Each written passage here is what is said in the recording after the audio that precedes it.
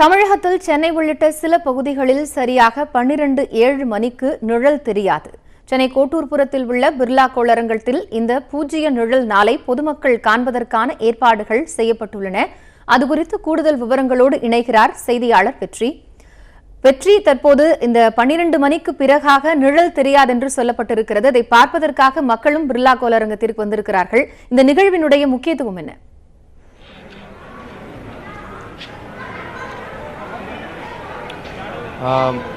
அதாவது தமிழகத்தில் சென்னை உள்ளிட்ட சில ஒரு 6 மாவட்டங்களில் பூஜ்ய நிழல் நாள், அதாவது ஜீரோ ஷேடோ டே என்று அழைக்கப்படுகிற பூஜ்ய நிழல் நாள் ஆன அபூர்வ நிகழ்வு இன்று நிகழ உள்ளது. அதாவது இந்த சரியாக தமிழகத்தில் சென்னை, வேலூர், திருவள்ளூர், அரக்கோணம், ஆற்காடு, ஸ்ரீபெரும்புதூர் ஆகிய மாவட்டங்களில் சரியாக நிழலானது 12:07 மணிக்கு நிழல் தெரியாது. அதாவது சரியாக காலுக்கு கீழே போயிடும், சூரியன் தலைக்கு மேலே இருக்கும். அப்பொழுது நிழலானது வெளியே தெரியாது. இந்த நிகழ்வானது ஆண்டுக்கு 2 முறை நிகழும். அதாவது இன்றும் ஏப்ரல் 24 ஆகிய இன்றும் ஆகஸ்ட் 18 அன்றும் இந்த நிகழ்வானது நிகழவிருக்கிறது. இதனுடைய நோக்கம் என்னவென்றால், அதாவது சூரியனானது சரியாக பூமத்திய ரேகை என்று அழைக்கப்படும் ஈக்குவட்டோரியல் லைனில், அந்த லைனிலிருந்து சென்னை சரியாக 13 டிகிரி அளவில் தள்ளி இருக்கிறது. அந்த இடத்திலிருந்து சரியாக இன்று சூரியனானது சென்னைக்கு நேராக வருகிறது. அதுதான் அப்படி வரும் நிகழ்வில் தான் நிழலானது வெளியே தெரியாமல் சரியாக நமது காலுக்கு கீழே, அதாவது எந்த பொருள் அல்லது நபர் இருக்கிறோமோ அவர்களுக்கு காலுக்கு கீழே அந்த நிழலானது போய்விடும். இதுதான் நிழல் இல்லாத நாள் என்று சொல்லப்படுகிறது. அதாவது பூஜ்ய நிழல் நாள் என்று அழைக்கப்படுகிறது. இந்த நிழல் நாளை முன்னிட்டு தமிழகத்தில் இந்த 6 மாவட்டங்கள் தவிர இந்தியாவில் பெங்களூருவில் சரியாக 12:17 மணிக்கும், மங்களூரில், கர்நாடக மாநிலம் மங்களூரு பகுதியில் சரியாக 12:27 மணிக்கும் இந்த நிழல் ஆனது தெரியாது. இதைத் தொடர்ந்து இங்கே சென்னை கோட்டூர்புரத்தில் உள்ள பிர்லா கோளரங்கத்தில் இந்த நிழல் தெரியாத இந்த நிகழ்வை காண்பதற்கு பொதுமக்களுக்கும் மாணவ மாணவிகளுக்கும் கோளரங்கத்தில் ஏற்பாடு செய்திருக்கிறார்கள். இப்பொழுது நாம் அந்த காட்சிகளைத்தான் பார்த்து கொண்டிருக்கோம். என்ன செய்கிறார்கள் என்றால், மெதுவாக அந்த நிழலானது இங்கு ஒரு 30 சென்டிமீட்டர் உள்ள ஒரு கம்பியை வைத்து இங்கு அளவிடப்பட்டு கொண்டிருக்கிற நிழல் மெதுவாக நகர்ந்து நிழலானது இப்பொழுது சரியாக அந்த கம்பிக்கு கீழே வந்திருக்கும் காட்சிகளை நாம் பார்த்து கொண்டிருக்கிறோம். இதை மாணவ மாணவிகளும் பொதுமக்களும் இதை பரிசோதனை முயற்சியாக சோதனை எடுத்து அவர்கள் குறிப்புகள் எடுத்துக் கொண்டிருக்கும் காட்சிகளை நாம் பார்த்து கொண்டிருக்கிறோம். காயத்ரி, தொடர்ந்து பார்த்து கொண்டிருக்கலாம். 12:07க்கு சரியாக நிழலானது நகர்ந்து அந்த கம்பிக்கு கீழே வந்துவிடும்.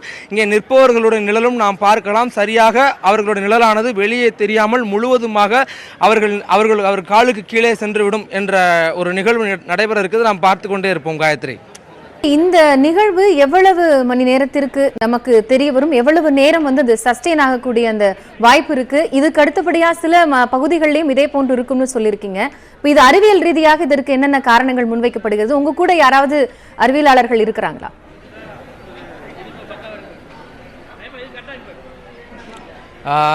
இந்த நிகழ்வானது சரியாக 12:07 என்று சொன்னோம் என்றால் சரியாக 12:07க்கு நிகழும். அடுத்த நொடிக்கு ஒரு சிறு டிகிரி நகர்ந்து விடும். இது குறித்து நமக்கு அறிவியல் பூர்வமாக விளக்குவதற்காக கோளரங்கத்தின் அறிவியல் ஆய்வாளர் லெனின் சார் அவர்கள் நம்மோடு இருக்கிறார். அவரிடம் கேட்கலாம். சார், சொல்லுங்க, அறிவியல் பூர்வமாக இந்த நிகழ்வானது எப்படி நிகழ்கிறது, அதை பற்றி கொஞ்சம் விளக்குங்க சார். பூமியானது 23 டிகிரி சாய்ஞ்சிருக்கிறதுனால அது சுற்றுப்பாதையில் சூரியனை சுற்றி வரும்பொழுது வருடத்திற்கு 2 நாட்கள் சூரியன் நம்மளுடைய இடத்துக்கு நேராக உச்சியில், சென்னை 13 டிகிரி லாட்டிடியூடில் இருக்கிறனால இதுக்கு நேராக சூரியன் வரும். இந்த சூரியன் அப்படி உச்சிக்கு வரும்பொழுது பொதுவாக சொல்லுவோம் சூரியன் மேலே வருது அப்படின்னு. ஆனால் சரியாக சொல்லணும்னா இன்னைக்கு மட்டும்தான் அந்த சூரியன் நேராக வருது. அதனால் இந்த நேரத்தில் நமக்கு தலைக்கு நேரம் வர்றதுனால நிழல் காலுக்கு அடியிலே விழுந்துடும். அதனால் நீங்கள் நிழல் இல்லை அப்படின்னு சொல்லக்கூடிய அந்த ஒரு நிகழ்வு ஏற்படுது. சார், இப்போ சரியாக இன்னும் ஒரு 15-20 வினாடிகள் தான் இருக்கின்றன. அதற்குள் நிழலானது சரியாக அந்த கம்பிக்கு கீழே விழ இருக்கிற காட்சிகளை நாம் பார்க்கவிருக்கிறோம். இப்பொழுது மாணவர்கள் அளவெடுத்துக் கொண்டிருக்கிறார்கள். அந்த நிழல் நகர்ந்து கொண்டிருப்பதை மாணவர்கள் அளவெடுத்துக் கொண்டிருக்கிறார்கள். அந்த காட்சிகளை பார்த்து கொண்டிருக்கிறோம்.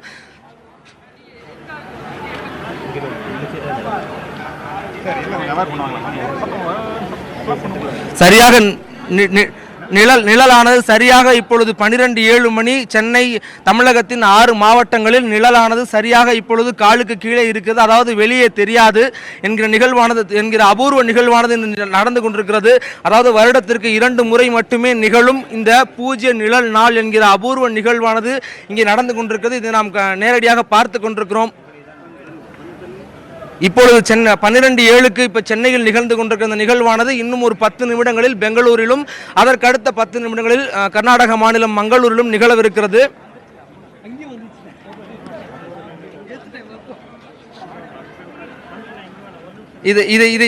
இதற்கு இன்னொரு சான்றாக இவர்கள் இங்கு 30 சென்டிமீட்டர் கம்பி வைத்துள்ளது போலவே இந்த புறம் சன் என்று எழுதிய ஒரு மாதிரி ஒரு பலகையும் வைத்திருக்க. அந்த பலகைக்கு கீழே சரியாக அந்த சன் என்று எழுதியுள்ளதற்கு பெயரின் நிழலானது சரியாக கீழே விழுந்து கொண்டிருக்கும் காட்சியை நாம் பார்த்து கொண்டிருக்கிறோம்.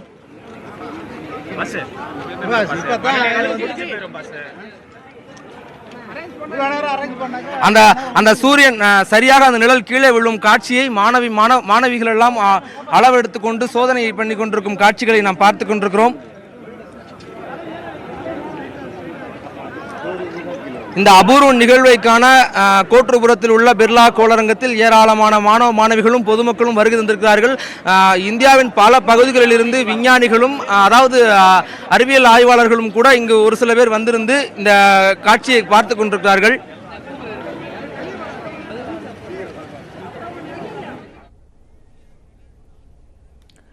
வெற்றி, இப்போ நீங்க நிறைய விஷயங்களை சொல்லியிருந்தீங்க. இது அறிவியல் பூர்வமாக சரியாக சென்னைக்கு மேலே சூரியன் வருவதனால் நிழல் வந்து நபருக்கு கீழேவோ அல்லது ஒரு பொருளுக்கு கீழேவோ இருந்துவிடும், அது வெளியில் தெரியாது அப்படின்னு சொல்லியிருக்கீங்க. இதனுடைய அடுத்த நிகழ்வு ஆகஸ்ட் மாதத்தில் நடைபெறும்னு சொல்லப்பட்டிருக்கிறது. இந்த மாதிரியான நிகழ்வு வருடத்திற்கு 2 முறை நடைபெறும் பட்சத்தில் என்னென்ன விஷயங்கள் எல்லாம் கவனிக்க வேண்டும் என்று அறிவியலாளர்கள் கூறுகிறார்கள்?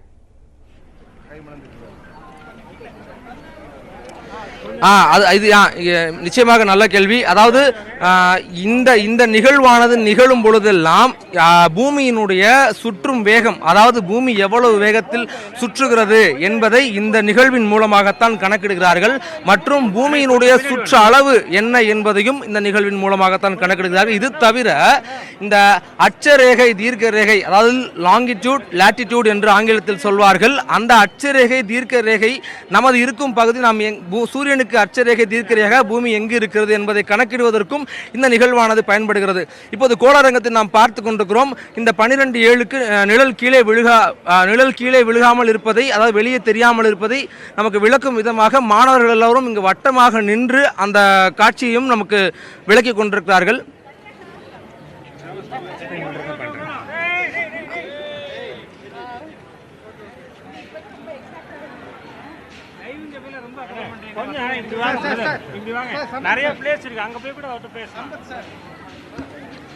இங்கே இந்த நிகழ்வை விளக்குவதற்காக நம்மளோடு இப்பொழுது இந்த நிகழ்வு குறித்து விளக்குவதற்காக நம்மளோடு இங்கு கோளரங்கத்தின் இயக்குனர் சவுந்தரராஜன் அவர்கள் நம்மோடு இணைப்பில் இருக்கிறார்கள். அவரிடம் கேட்கலாம். சார், இப்பொழுது என்ன நிகழ்ந்து கொண்டிருக்கிறது? இந்த அறிவியல் நிகழ்வை விளக்குங்கள் சார். அதாவது நம்முடைய பூமி வந்து சூரியனை வேகமாக சுற்றி வர்றப்ப அதோடைய சுழலச்சு வந்து சாய்வாக இருக்குது. இதனால் வந்து டிசம்பர் 22 வந்து மகர ரேகையில் இருக்கும், ஜூன் 23 கடகரேகையில் இருக்கும். அதாவது 23 டிகிரி தெற்கிலிருந்து 23 டிகிரி வடக்கு வரைக்கும் அது செல்லும். இப்படி செல்றப்ப கரெக்டாக வந்து மார்ச் 21 நிலநடுக்கோட்டுக்கு நேராக ஒளிரும். அதை சம இரவு பகல் நாள்னு சொல்லுவாங்க.